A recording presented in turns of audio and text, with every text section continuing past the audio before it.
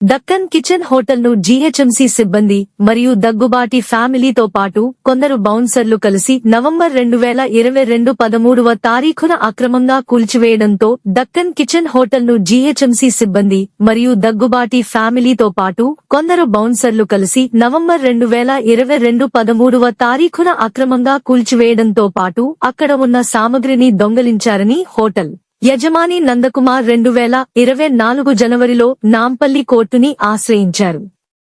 ఈ పిటిషన్ పై నాంపల్లి కోర్టు సమగ్ర విచారణ జరిపి కోర్టు స్వయంగా దగ్గుబాటి ఫ్యామిలీపై కేసు నమోదు చేయడం జరిగింది. కానీ దగ్గుబాటి బ్రదర్స్ కోర్టు కేసుని లెక్క చేయకుండా మరోసారి మార్చి 2024లో నందకుమార్ హోటల్ బిల్డింగ్ ని భారీ సంఖ్యలో వ్యక్తిగత బౌన్సర్లను వినియోగించి పూర్తిగా నేలమట్టం చేశారు. హోటల్లో ఉన్న కోట్ల విలువ చేసే సామగ్రిని దొంగతనం చేశారు. దీనిపై నందకుమార్ మరోసారి ఫిల్మ్ నగర్ పోలీస్ స్టేషన్లో దగ్గుబాటి ఫ్యామిలీపై ఫిర్యాదు చేశాడు. కానీ ఈ ఫిర్యాదుపై పోలీసులు స్పందించలేదు. దాంతో నందకుమార్ మరోమారు నాంపల్లి కోర్టుని ఆశ్రయించారు. ఈ పిటిషన్ పై కోర్టు స్పందిస్తూ జనవరి 2025లో కేసు నమోదు చేయవలసినదిగా పోలీసులని ఆదేశించింది. కోర్టు ఆదేశాల మేరకు ఫిల్మ్ నగర్ పోలీసులు మరోసారి కేసు నమోదు చేయడం జరిగింది.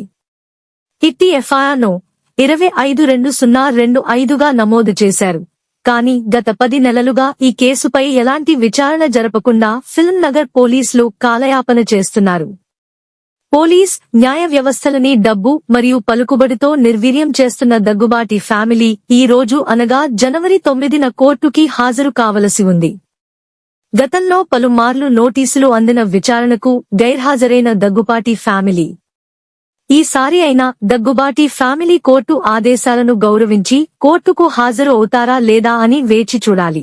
గతంలో వ్యక్తిగత బాండ్లను దగ్గుబాటి ఫ్యామిలీ తరపున లాయర్లు సమర్పించగా తిరస్కరించి కోర్టు ధిక్కరణ కింద వ్యక్తిగతంగా హాజరు కావాలని ఆదేశించిన కోర్టు దగ్గుబాటి ఫ్యామిలీ మెంబర్స్ స్వయంగా నేడు బాండ్లను ఇవ్వకుంటే నాన్ బైలబుల్ వారెంట్ (NBW) విధించే అవకాశం ఉంది.